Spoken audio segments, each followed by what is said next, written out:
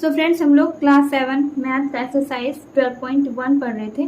12.1 का हमने question number 7 तक सॉल्व कर लिया था एंड आज की वीडियो में हम क्वेश्चन नंबर 8 से स्टार्ट कर रहे हैं।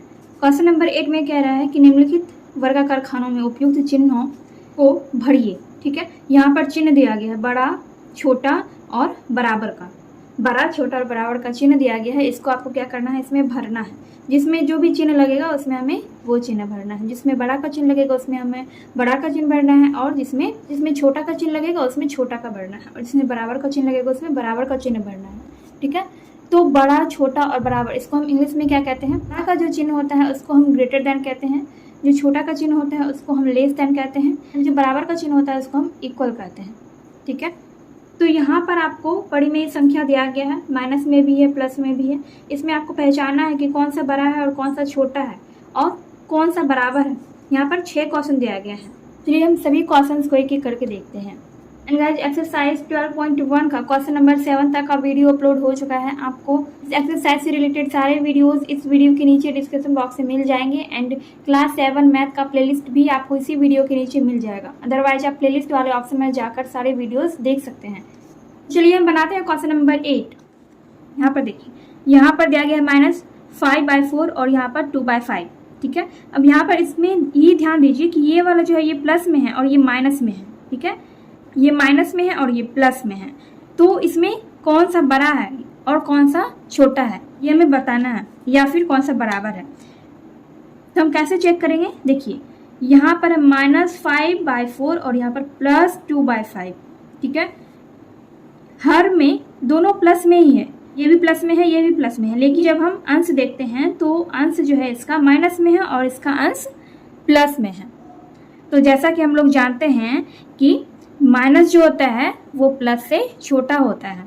ठीक है, यानी कि -5 है, इसका मतलब है कि इसके पास कर्ज है। वाली संख्या को क्या बोला जाता है? ऋणात्मक संख्या। ठीक है, यानी कि इसके पास ऋण है लेकिन इसके पास ऋण नहीं है।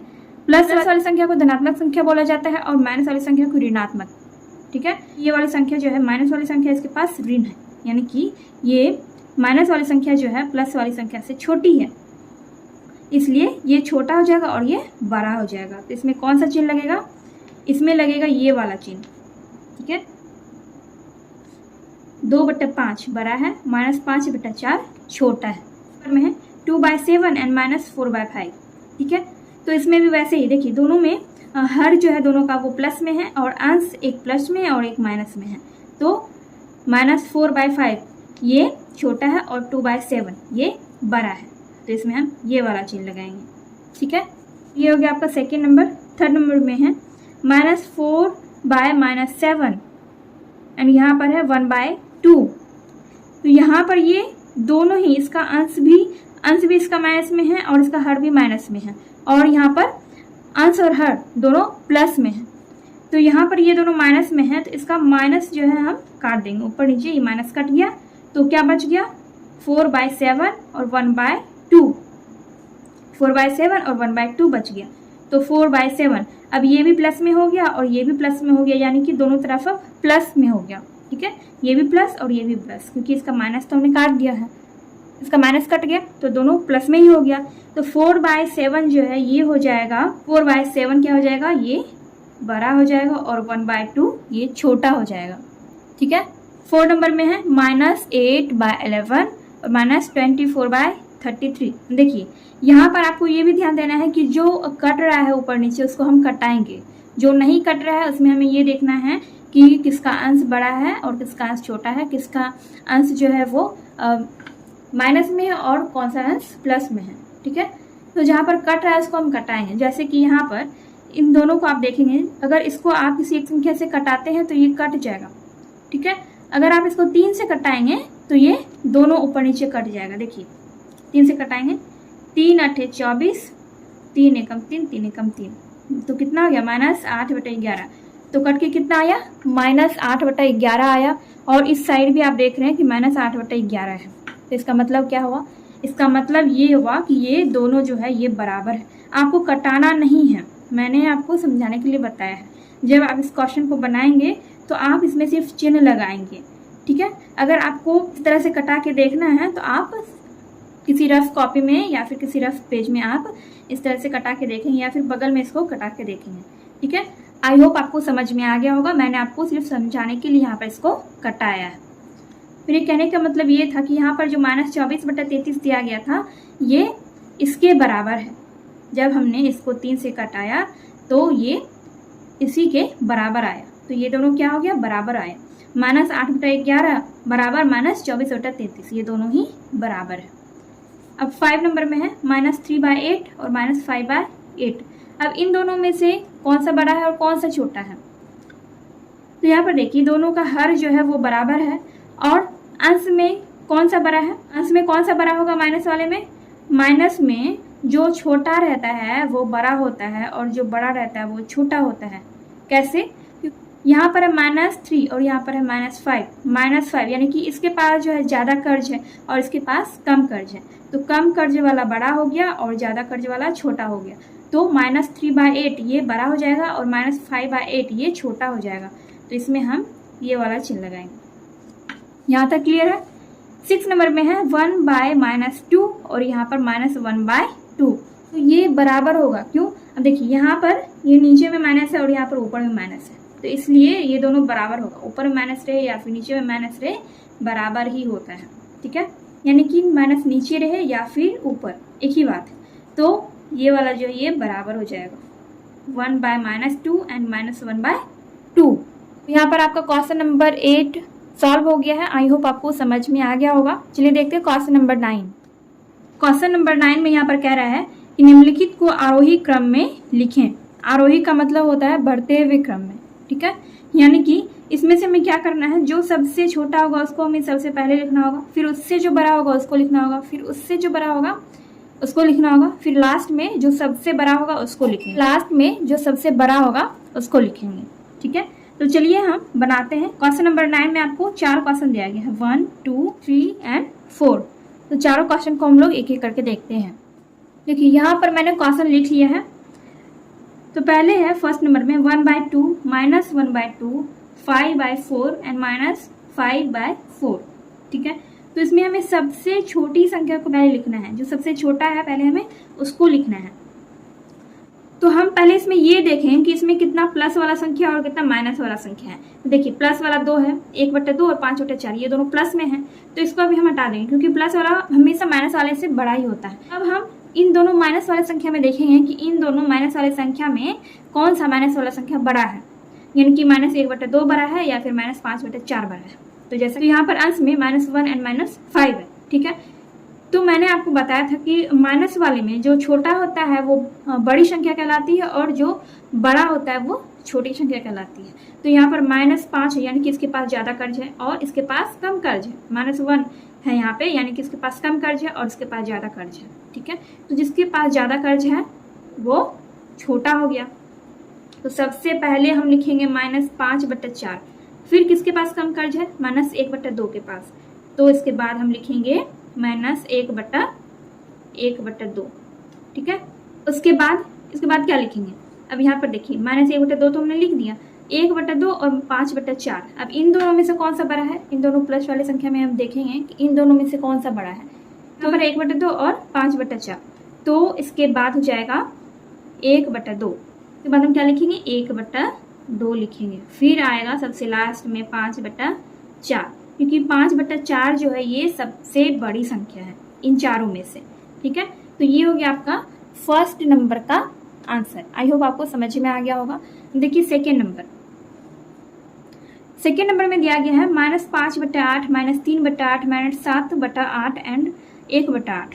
तो 1/8 जो है ये प्लस में है और ये तीनों जो है ये माइनस में है। तो पहले माइनस वाले में देख लेते हैं कि माइनस वाले में सबसे छोटी संख्या कौन है, उसके बाद हम प्लस वाली संख्या को देखेंगे।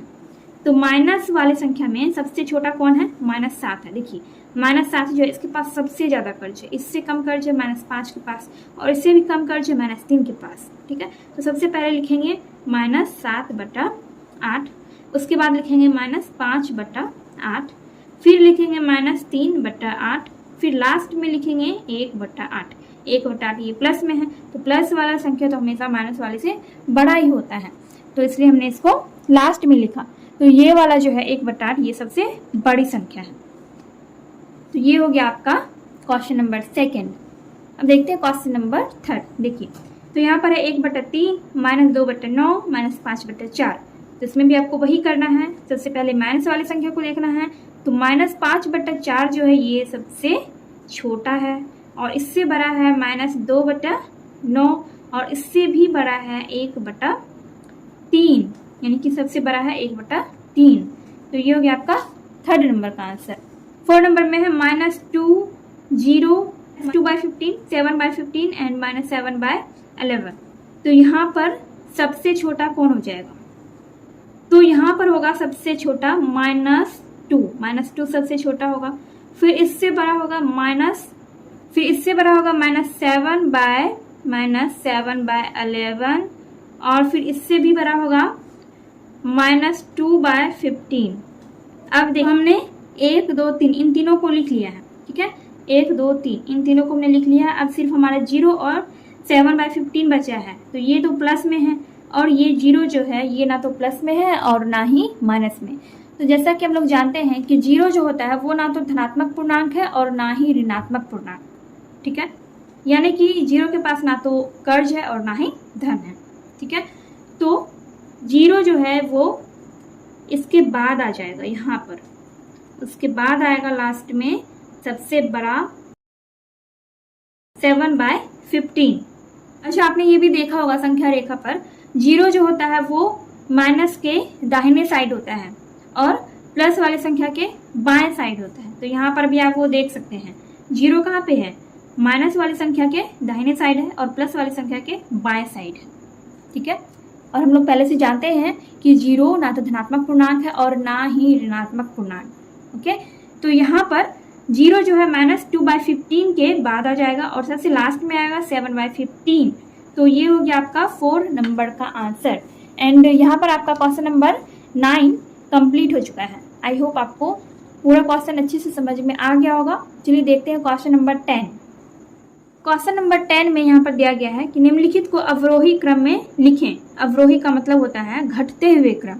ठीक है, अवरोही का क्या मतलब होता है? घटते हुए क्रम में। आरोही का मतलब होता है बढ़ते हुए क्रम और अवरोही का मतलब होता है घटते क्रम। आरोही क्रम को हम इंग्लिश में कहते हैं असेंडिंग ऑर्डर और अवरोही क्रम को कहते हैं डिसेंडिंग ऑर्डर। ठीक है, तो यहाँ पर हमें क्या करना है, इन सबको हमें घटते हुए क्रम में लिखना है। घटते हुए क्रम में हम कैसे लिखते हैं? सबसे पहले हम बड़े वाली संख्या को लिखते हैं, फिर उससे छोटे वाले, फिर उससे छोटे वाले और सबसे लास्ट में सबसे छोटी वाली संख्या को लिखते हैं। ठीक है, तो यहाँ पर भी हमें वही करना है। इसमें से जो भी सबसे बड़ा होगा उसको हम सबसे पहले लिखेंगे और जो सबसे छोटा होगा उसको हम सबसे लास्ट में लिखेंगे। ठीक है, ऐसे ही हमें इन चारों क्वेश्चन में करना है। चलिए देखते हैं क्वेश्चन नंबर 10। क्वेश्चन नंबर 10 में है निम्नलिखित को अवरोही क्रम में लिखें। पहला क्वेश्चन में है 15/28 -17/28 -1/28 और 5/28। सब में हर जो है इसका बराबर है। इन चारों में हर बराबर है। इसमें सबसे पहले हमें क्या करना होगा? पहले हम सबसे बड़ी वाली संख्या को लिखेंगे, फिर उससे छोटा, फिर उससे छोटा वाली संख्या को। ठीक है, हमें ये देखना है कि इसमें कितना प्लस वाला संख्या और कितना माइनस वाला। तो 2 आपको माइनस वाला दिख रहा है और 2 प्लस वाला दिख रहा है। तो हम लोग जानते हैं कि प्लस वाला संख्या जो होता है वो बड़ा होता है। अब हमें ये देखना है कि इन दोनों प्लस वाले संख्या में से कौन सा बड़ा है। ठीक है, देन हम माइनस वाला संख्या लिखेंगे। तो यहाँ पर है 5/28 और यहाँ पर 15/28। तो सबसे बड़ा कौन हो जाएगा? 5/28 और 15/28 में से बड़ा कौन है? 15/28 है। तो यहाँ पर सबसे पहले हम बड़े वाली संख्या को लिखेंगे 15/28, उसके बाद लिखेंगे 5/28। ठीक है, अब यहाँ पर हमें माइनस वाले में देखना है कि इन दोनों में से बड़ा कौन है, -17/28 और -1/28। तो -1/28 जो है ये बड़ा है और -17/28 ये छोटा है। तो सबसे छोटा संख्या कौन हो गया? -17/28। तो सबसे बड़े वाले को हमने पहले लिखा, फिर उससे छोटा, फिर उससे छोटा और लास्ट में सबसे छोटे वाले संख्या। ठीक है, ये हो गया आपका फर्स्ट नंबर। सेकेंड नंबर में देखिए 1/3 -2/3 -5/6 और 4/3। तो यहाँ पर हमें क्या करना है? जैसा कि हम लोग जानते हैं कि प्लस वाली संख्या सबसे बड़ी संख्या होती है, तो हम सबसे पहले प्लस वाली संख्या को लिखेंगे। यहाँ पर एक ही प्लस वाली संख्या है, बाकी ये तीनों जो है ये माइनस में है। ठीक है, इसमें भी माइनस है और इन दोनों में भी माइनस है। तो अब हमें माइनस वाले में देखना है कि माइनस वाले में बड़ा कौन है। तो माइनस वाले में ये वाला बड़ा है -2/3। इससे छोटा कौन है? इससे छोटा है -5/6 और सबसे छोटा है 4/-3। तो ये हो गया आपका क्वेश्चन नंबर सेकंड का आंसर। क्वेश्चन नंबर थर्ड में देखिए 1/2 - 2/3 - 3/4 एंड -5/-6 तो इसमें से हमें देखना है सबसे बड़ा कौन है। तो यहाँ पर आपको एक प्लस वाली संख्या दिख रही है और दो माइनस वाली, और यहाँ पर इन दोनों में ही माइनस है। तो यहाँ पर आप क्या देख रहे हैं, इन दोनों में माइनस है। तो माइनस को हम ऊपर नीचे कटा सकते हैं, क्योंकि ऊपर और नीचे दोनों जगह माइनस है, तो इन दोनों माइनस को काट देंगे। तो इसके बदले में क्या आ गया, 5/6 आ गया। तो अब हमारे पास क्या आ गया, अब देखिए अब हमारे पास दो प्लस वाली संख्या है और दो माइनस वाली संख्या है। ठीक है, तो प्लस वाले में हमें ये देखना है कि प्लस वाले में सबसे बड़ा कौन है। तो प्लस वाले में सबसे बड़ा है 5/6। तो सबसे पहले लिखेंगे 5/6, उसके बाद लिखेंगे ये वाला 1/2, ये भी प्लस में है। अब माइनस वाले में देखें इनकी बड़ा कौन है, तो माइनस वाले में बड़ा है -2/3 और इससे छोटा है -3/4। तो इस तरह से देखिए हमने सबसे पहले बड़ी वाली संख्या को लिखा 5/6, फिर इससे छोटा था 1/2, फिर इससे छोटा था -2/3 और इससे भी छोटा था -3/4। तो इस तरह से हमने सबसे पहले सबसे बड़े वाली संख्या को लिखा, फिर सबसे लास्ट में सबसे छोटी वाली संख्या को। ठीक है, तो वैसे ही आपको क्वेश्चन नंबर 4 में भी करना है। क्वेश्चन नंबर 4 में है आपको -5/6 -8/9 -11/12 एंड -1/6। तो इसमें आपको क्या करना है, इसमें भी आपको देखिए 3 आपको ऋणात्मक संख्या दी गई है, 3 संख्या माइनस वाली है और एक प्लस वाली। तो अभी तक आप इतना समझ ही गए होंगे कि सबसे पहले हमें प्लस वाली संख्या लिखनी है। अब इन तीनों में हम ये चेक करेंगे कि इन तीनों में सबसे बड़ा कौन है। ठीक है, मतलब कि जो बड़ा होगा उसको हमें यहाँ पर लिखना, उसके बाद सबसे लास्ट में सबसे छोटे वाली संख्या को। तो 1/6 के बाद 1/6 से छोटा कौन है, तो 1/6 से छोटा कौन होगा, 1/6 से छोटा हो जाएगा -5/6, ये छोटा हो जाएगा। उसके बाद ये वाला होगा -8/9, फिर सबसे लास्ट में होगा -11/12। तो जैसा कि मैंने आपको बताया कि माइनस वाले में जो बड़ा होता है, जो बड़ी संख्या है, जैसे कि -11 है और -8 है, तो इन दोनों में से अगर आपको पूछे कि इन दोनों में से कौन सा बड़ा और कौन सा छोटा है, तो -8 जो ये बड़ा है और -11 छोटा है। इन दोनों में से कौन सा बड़ा है, यहाँ -5 बड़ा है और -8 छोटा है। इसी तरह से माइनस वाले में हम छोटे और बड़े को पहचान सकते हैं। तो इस तरह से हमने क्वेश्चन नंबर 10 भी कंप्लीट कर लिया है, यानी कि आज के वीडियो में हमने एक्सरसाइज 12.1 कंप्लीट कर लिया है। एंड नेक्स्ट वीडियो में हम एक्सरसाइज 12.2 स्टार्ट करेंगे। एंड अगर आपको ये वीडियो थोड़ी सी भी हेल्पफुल लगी हो तो प्लीज़ वीडियो को लाइक कीजिए, कमेंट कीजिए एंड अपने दोस्तों के साथ वीडियो को शेयर कीजिए। चलिए मिलते हैं नेक्स्ट वीडियो में।